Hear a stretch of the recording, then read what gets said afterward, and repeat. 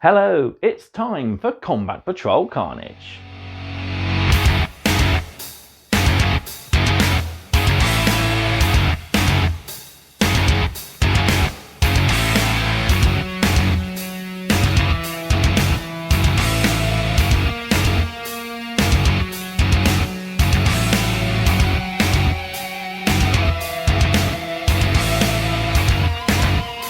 So we're continuing with issue 3 and we're on to our lore articles.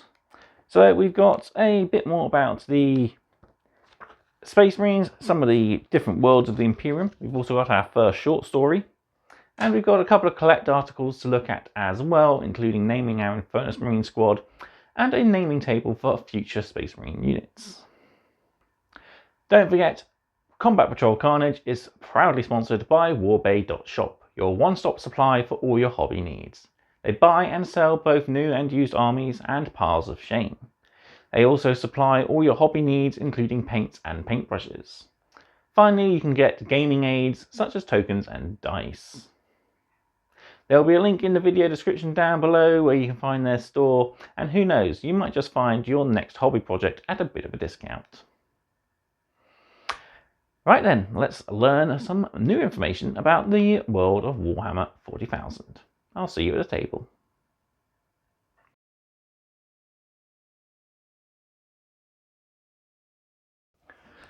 So here we are back with issue 3, and we'll put our Infernus Marines to the side for the moment, along with our terrain and data cards, which will be kind of cool. We'll be using these in the next video. And we're here today to do some reading. So we'll turn to our first read article. So this one is A Million Worlds. A vast forge world blazes with industry, every inch dedicated to producing weapons of war.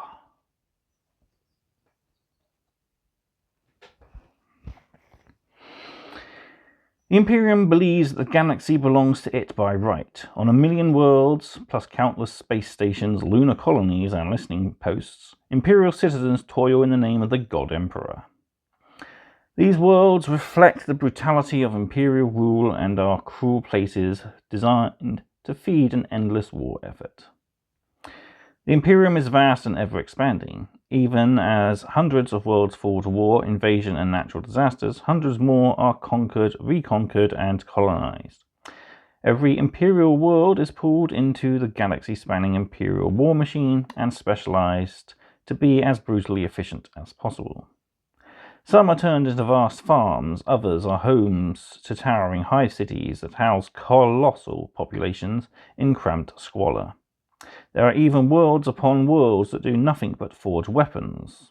On others still, billions of scribes pore over miles upon miles of parchment as they manage the Imperium's labyrinthine bureaucracy, chart its ever-shifting boundaries and sort through vast amounts of data.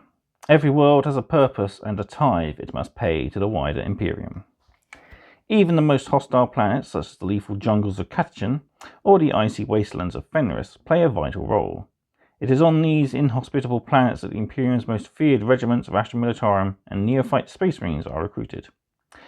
Their most holy world in the Imperium is Terra, the world once known as Earth, that is now home to the Emperor himself. Over the page, we've got a breakdown of some of the worlds we've just briefly covered. So, hive worlds. Hive worlds house countless trillions of Imperial subjects within the spires of hive cities. Hellish, sky-piercing towers that rise balefully from the mists of polluted wastelands. All who live here must toil endlessly. Forge world. Forge worlds are planet-sized factories, overseen by the holy orders of the Adeptus Mechanicus. Their forges produce the tanks, guns, and colossal battle titans required for the Imperium's endless wars. Agri-world. The ecology of many Imperial worlds is wrecked by war and industry. They rely on the agri-worlds for food. These worlds are dedicated entirely to farming grain and herding hardy livestock. Shrine world. Shrine worlds are covered in temples, reliquaries, and tombs for the Imperium's honored dead.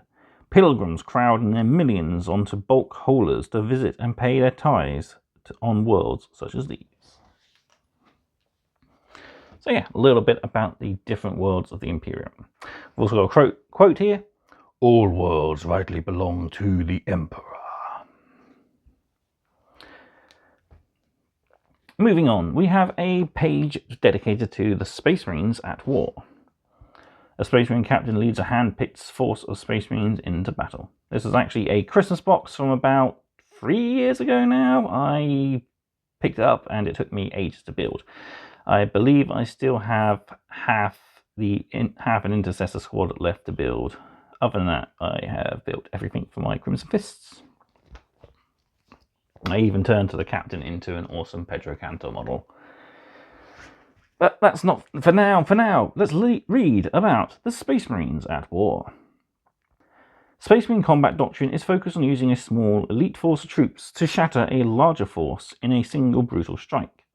The tactics used to accomplish this strategy are varied. Space Marines are, above all else, flexible fighters capable of adapting to any enemy and any situation they should face. The Space Marines will always strike where they are most dangerous. Even before a battle is joined, they will study the foe by using the ancient manual known as the Codex Astartes, the intuition of their commanders, and the traditions of their chapter. They will assemble a force specialized to shatter their chosen enemy. In combat, a Space Marine strike force will deploy rapidly through drop pods, swooping Thunderhawk gunships, and tracked transports. Space Marines will alter their combat doctrines as battle progresses in order to most effectively annihilate the foe.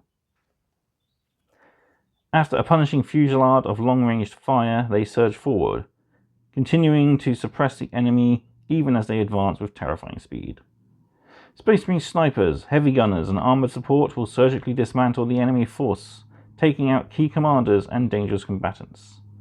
When the enemy is on the verge of breaking, the Space Marines will close in to finish them once and for all, with revving chainswords, razor-edged combat blades, and crackling power fists. Bringers of doom, avenging angels of death, they are the Space Marines. Vanguard. While the Space Marines are masters of brutal close assault, they are also adept at guerrilla warfare. The Vanguard squads of the 10th Company wear Phobos stealth armor. They are no less deadly than their more aggressive brothers. They conceal themselves until it is time to strike, picking out their targets with precision bolter fire before fading into the darkness. Any who pursue them are dragged into the shadow and swiftly executed. Vanguard infiltrators prowl through an abandoned manufactorum in search of enemies to kill. Armored support. The armories of a Space Marine chapter are filled with battle tanks and war machines capable of annihilating any enemy, from the hovering rapid storm speeder to the rolling fortress that is the Land Raider. These vehicles perfectly complement the Space Marines' swift and brutal combat doctrine. An armoured spearhead of Space Marine tanks pushes forwards, headed by a Land Raider.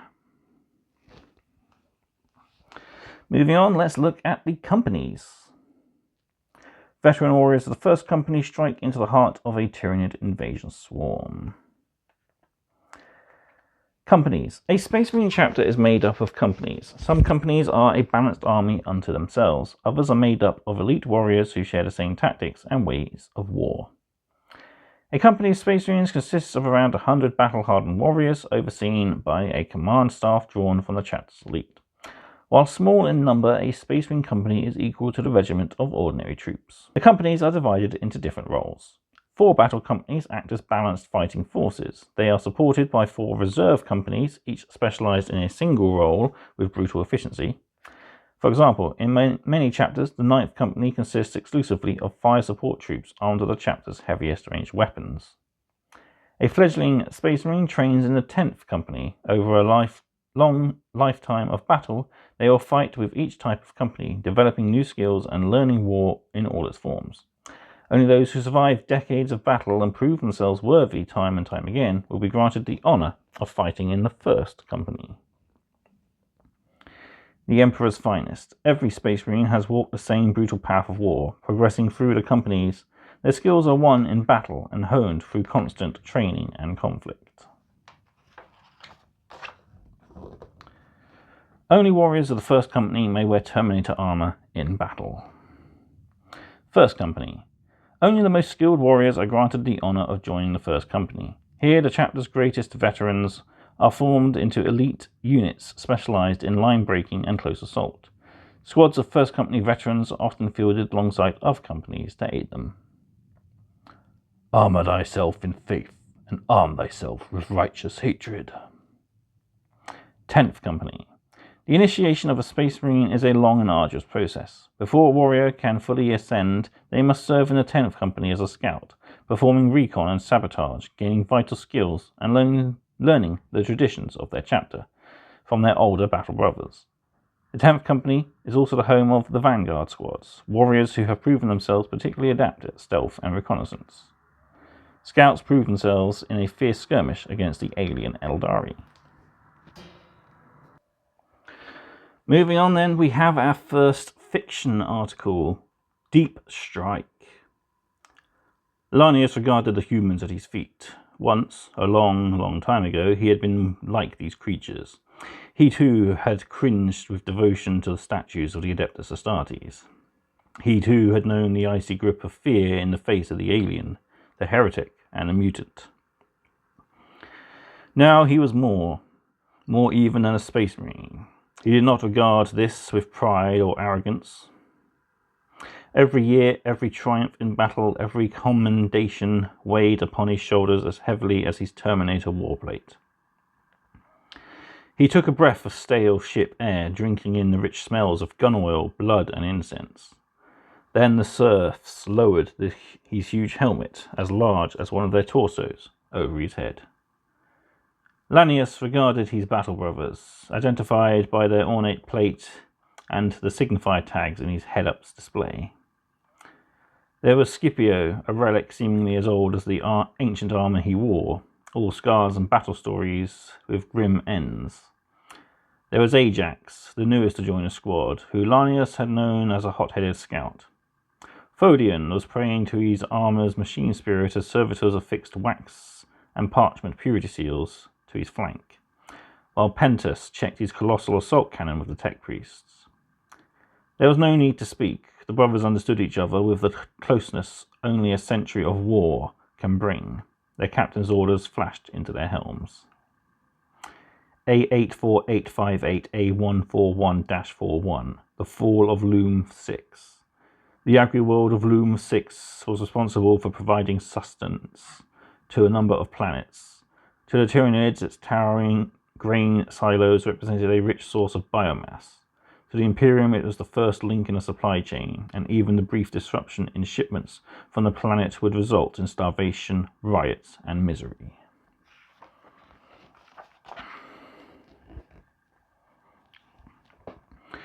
In full, they consisted of reams of data, priority targets, timings, locations, and more, but at their core was a simple command. Theoretical, Tyranid infestation at critical point. Urgent action needed, or planet loss imminent. Practical. Sever the head of the beast and it shall die. There was no need to acknowledge the order. They were Space Marines. They accomplished what was tasked of them, or died in the attempt. Below, many of their brothers had done just that in order to secure the drop site for the Terminators. It fell to Lanius and his squad to make their sacrifice count. Lanius stepped forward onto the vaulted chamber of the teleportarium, and signaled that he was ready. He raised his colossal power fist as if to strike, and then, in a blue flash, the battle barge fell away. Lanius heard a high whine and felt his teeth ache as his body was ripped from one place to another. And then he was among the Tyranids. He brought his fist down, shattering the skull of a termagant, then raised his stormbolter to bring down a punishing fusillade of fire on 3 more. From high above, the Terminators would have looked like islands in the stream of slashing, clawing bodies. To hesitate for even a second would mean the squad would be overwhelmed. Besides, Lanius' squad had a mission. He strode through the horde, slow but unstoppable. The Terminators carved a bloody path ahead of them. "Keep killing," voxed Lanius. "Let us trigger the hive mind's threat response." He ignored the ticking kill counter in the corner of his helmet can. Whether he slew 12 or 100 or 1,000 termagants, he would be meaningless if he could not kill their commander. He heard the Tyranid Prime before he saw it. A hideous screech pierced even the sensory dampeners that shielded him from the clangour of battle and the endless scuttling of the termagants.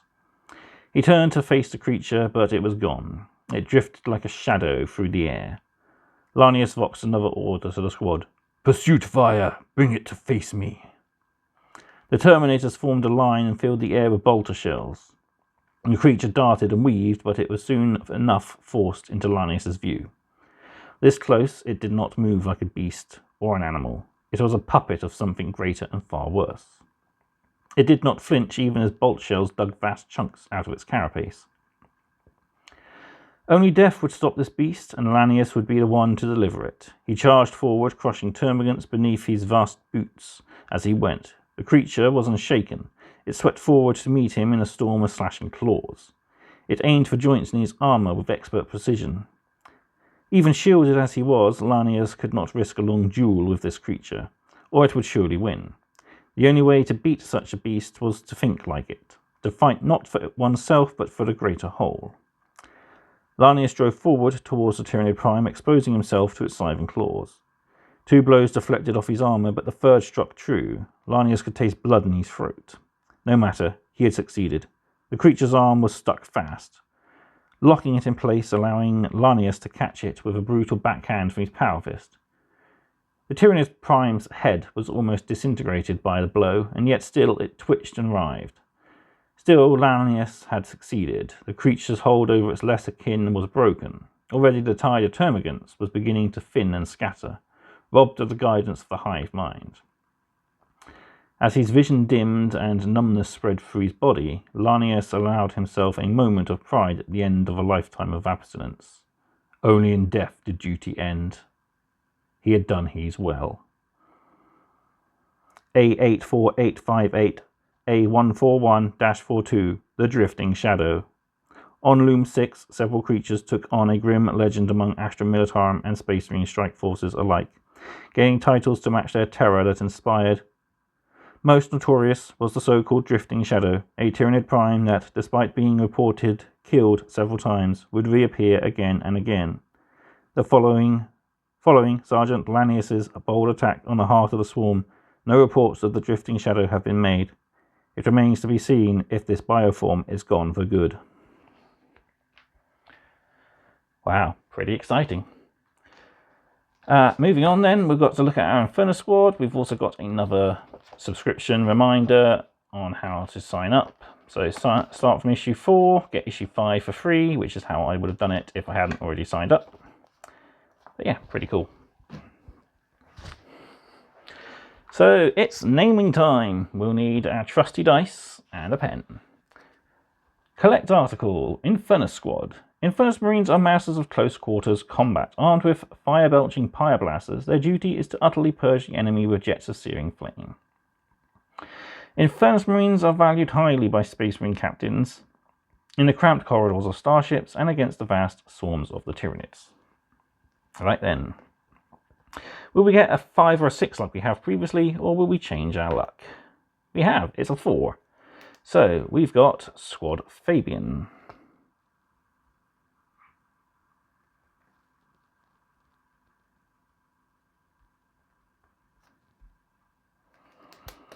These Infernus Marines are specialists in brutal boarding actions on enemy ships. So that's pretty apt for what they're going to be doing. And as usual, we can tick off their build deed. We haven't painted these guys as of yet, maybe next issue, and we'll play with them in the next video. So yeah, squads are often named after their sergeant, which we'll find out over the next page. So first off, we've got our datasheet for them. So we'll learn about these in the next issue, if I'm correct. So we've got their ranged weapons and their melee weapons. Again, a reminder of what the collection actually is. Space Marine unit names. Naming the models and units in your collection is a great way to build a connection with them and forge exciting narratives on the tabletop. You can use the tables on the next page to create names for your Space Marine units, from the ones in this collection to any you add to your future army. A Space Marine strike force marches into battle ready to forge a name for itself. And yet this is our combat patrol, minus the captain on bike. chaplain on Bikekeeping, sorry. So we have our Terminator captain there, we have our Terminator librarian, the Terminator squad with their teleport Homer, and our 5 Infernus Marines, which we've just built. So this is just the same as our previous table, so using the name table. These Space Marine names have 2 parts. Roll to find the column and row of the name you have generated, then combine the name you generate with the first table with the second table to create your name. So Decian's Steel Guard. And we'll give this a go for ourselves. So let's see, we've got 2, followed by a 5, so Domitan. And his unit's epithet is 6, followed by 6. So we've got Domitan's Burning Light. Pretty cool. So unit name, Space Marine squads are designated by the name of their sergeant. The names of most Space Marines are given to them by their chapter. These are often rooted in the heroes and mythology of their home planet. Then unit epithets, so these are deeds of a single squad of Space Marines are equal to the achievement of an entire army of mere mortals. These epithets represent titles a unit may pick up over decades of battle, e.g. Valiant's Wrath. And we've got a final quote to finish this episode off with, so life, even for a Space Marine, is fleeting. Only in glorious death can a servant of the Emperor find immortality. And there we go. Up next is player mission. So there we go. That was a pretty good, fun issue. We had a lot to read. We had our first story, and we even named our Infernus squad. So yeah, all ready to take the battle and purge the enemies of the Imperium. But that's it for this episode, so thank you all very much for watching. I'll see you next time on Combat Patrol Carnage. Goodbye.